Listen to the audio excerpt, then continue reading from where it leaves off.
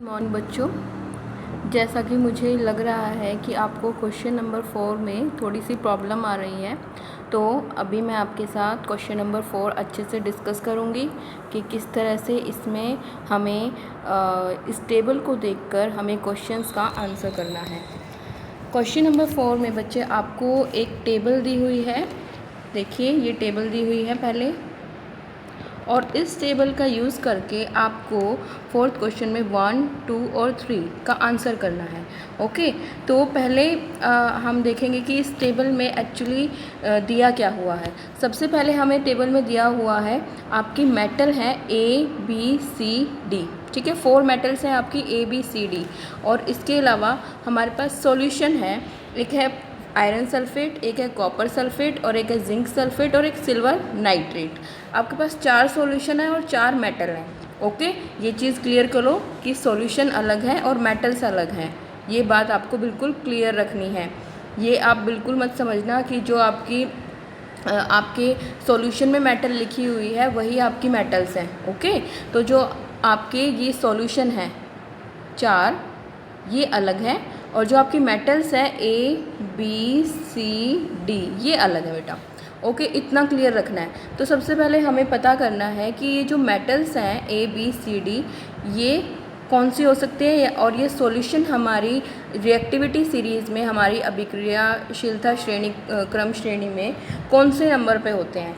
तो अगर मैं अभिक्रियाशीलता श्रेणी क्रम वाली आपकी सीरीज़ देखती हूँ, तो यहाँ पे देखिए बेटा, सबसे पहले जो हमारा सॉल्यूशन में धातु दी हुई है वो कौन सी है। फर्स्ट नंबर पे जिंक है, दूसरे नंबर पे कौन सी है, आयरन है, तीसरे नंबर पे यहाँ पे कॉपर है, और चौथे नंबर पे हमारे यहाँ पे सिल्वर है ना। यही चार दिए हुए ना, यही सॉल्यूशन में हमारी 4 धातुओं का इस्तेमाल हुआ है। ओके, एक बार और देख लीजिए। फर्स्ट नंबर पे जो हमारे पास दिया हुआ है, इसमें जिंक सल्फेट दिया हुआ है। ओके, तो जिंक सल्फेट जो है हमारा रिएक्टिविटी सीरीज़ में नंबर 1 पे है। और सेकंड नंबर पे हमारा कौन सा है, आयरन सल्फेट। थर्ड नंबर पे कौन सा है हमारा, कॉपर सल्फेट। और फोर्थ नंबर पे हमारा कौन सा होएगा, सिल्वर नाइट्रेट।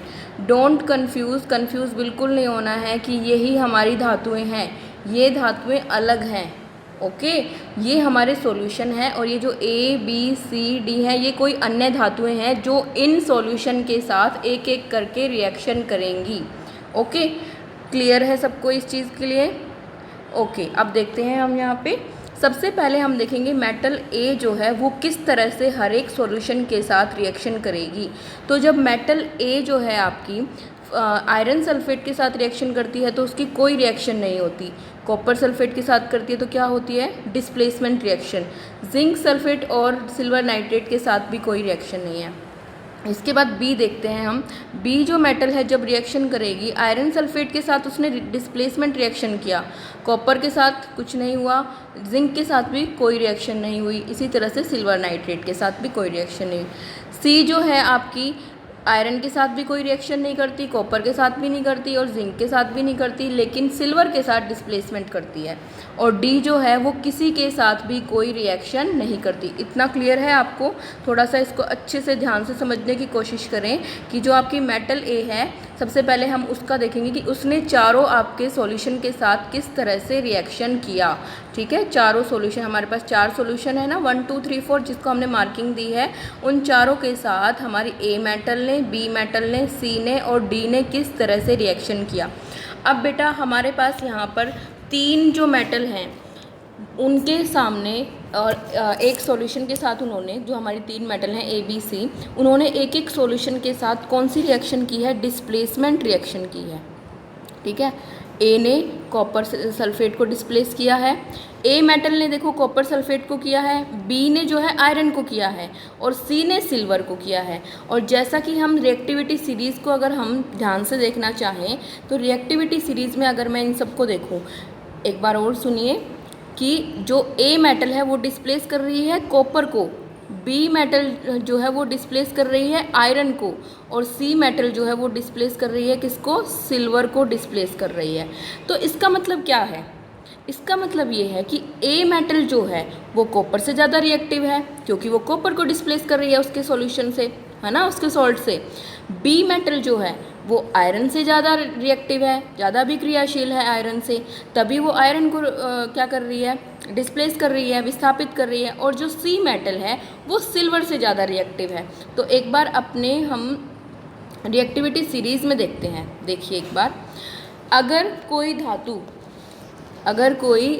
या अगर कोई मेटल आपके कॉपर से ज़्यादा रिएक्टिविटी है तो वो कहाँ पे होगी, इनमें से कोई होगी, है ना, इनमें से कोई होगी, ऊपर कॉपर से ऊपर जितनी भी है उनमें से कोई होगी। यस और नो, यस ना बेटा। और अगर कोई मेटल आपके आयरन को डिस्प्लेस कर रही है तो वो इनमें से कोई होगी, है ना। ये नंबर 1 पे लगा देती हूँ कि मैंने मेरी जो ए मेटल है उसने कॉपर को डिस्प्लेस किया, यानी कि वो इनमें से कोई है आपकी। और इसी तरह से अगर बी मेटल ने आयरन को किया तो इसका मतलब वो आयरन से ऊपर वाली मेटल्स में से कोई है। और सी मेटल ने सिल्वर को किया, है ना, सी मेटल ने किसको किया, सिल्वर को किया, तो यानी कि वो सिल्वर से ज़्यादा रिएक्टिव है ना। तो सी मेटल का सिल्वर से ज़्यादा रिएक्टिव है। नीचे तो हमारी रिएक्टिविटी कम होती जाती है। तो इससे हमें क्या पता लग रहा है, अब इनमें सबसे ऊपर कौन सा है आपका, आयरन, है ना। तो सबसे ज़्यादा रिएक्टिव मेटल कौन सी होगी। अब कॉपर से ऊपर बेटा ये सारी हैं, लेकिन कॉपर से ऊपर तो हमारे पास आपकी ये लेड भी आ रहा है ना। कॉपर से ऊपर लेड भी तो लेड भी तो हो सकता है। वो कॉपर से ऊपर अगर हम देखें तो आपका लेड है ना, लेड है। हाइड्रोजन तो आपकी क्या होती है, नॉन मेटल होती है। आयरन है, ठीक है। तो हमारा जो कॉपर से ऊपर है वो लेड है, तो लेड हो सकता है जिसने कॉपर को डिस्प्लेस किया हो, ओके। लेकिन आयरन से ऊपर हमारी सारी मोस्टली रिएक्टिव मेटल हैं। तो इसका मतलब क्या हुआ कि जो हमारी सबसे ज़्यादा रिएक्टिव मेटल है वो कौन सी होगी, आपकी बी मेटल होगी, जिसने आयरन को डिस्प्लेस किया, क्योंकि आयरन सबसे ऊपर है ना हमारा।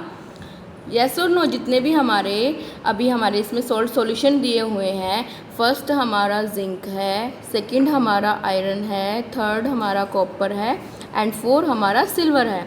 तो इनमें से अगर मैं देखूँ रिएक्टिविटी सीरीज़ में सिर्फ एक आयरन को डिस्प्लेस कर रही है आपकी बी मेटल, जिसका मतलब क्या हुआ कि सबसे ज़्यादा रिएक्टिव कौन सी मेटल हुई आपकी, बी मेटल जो हुई वो सबसे ज़्यादा रिएक्टिव मेटल हुई।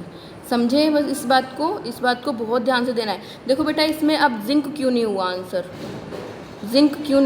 आंसर, क्योंकि बेटा जिंक को तो कोई डिस्प्लेस कर ही नहीं रहा, इसलिए जिंक आंसर नहीं हुआ। आयरन को कर रहा है और आयरन सबसे ज़्यादा रिएक्टिविटी सीरीज में सबसे ऊपर है, इसलिए हमारी जो मोस्टली रिएक्टिव मेटल है वो कौन सी होगी, बी होगी। अब इसी तरह से बोलता है what would you observe if B is added to the solution of copper sulphate. अब बी हमारी जो मेटल है उसको अगर मैं कॉपर सल्फेट के साथ ऐड करूँ तो वो क्या कर देगा, उसको डिस्प्लेस कर देगा या फिर विस्थापित कर देगा, ओके। कॉपर को उसके लवण से, कॉपर को उसके सॉल्ट सॉल्यूशन से डिस्प्लेस कर देगा। उसके बाद है आपका arrange the metals A B C and D in the order of decreasing reactivity. अब सबसे पहले हमें पता तो चल गया कि बी सबसे ज़्यादा रिएक्टिव है। उसके बाद ये देखो डिस्प्लेसमेंट कहाँ कहाँ हो रहा है। उसके बाद आपका डिस्प्लेसमेंट 3 जगह हो रहा है, तो हमारा फर्स्ट नंबर पे हमें पता लग गया कि बी है हमारी। सेकंड नंबर पे हमारा रिएक्टिविटी सीरीज में कौन सा आ रहा था, आयरन के बाद कॉपर आ रहा था, तो कौन सी हो जाएगी, ए, क्योंकि ए ने कॉपर को डिस्प्लेस कर दिया। थर्ड नंबर पे हमारा कौन सा आ रहा था, सिल्वर, क्योंकि जिंक के साथ तो कुछ था ही नहीं और सिल्वर को डिस्प्लेस करा, तो थर्ड नंबर पे कौन सी हो गई, सी। और डी हमारी सबसे कम हो गई, क्योंकि डी के साथ कोई आपकी डिस्प्लेसमेंट रिएक्शन हो ही नहीं रही। इस तरह से आपको ये वाला क्वेश्चन करना है। अभी भी अगर डाउट है तो बेटा मेरे को बता देना, मैं आपको इसका दोबारा से सॉल्यूशन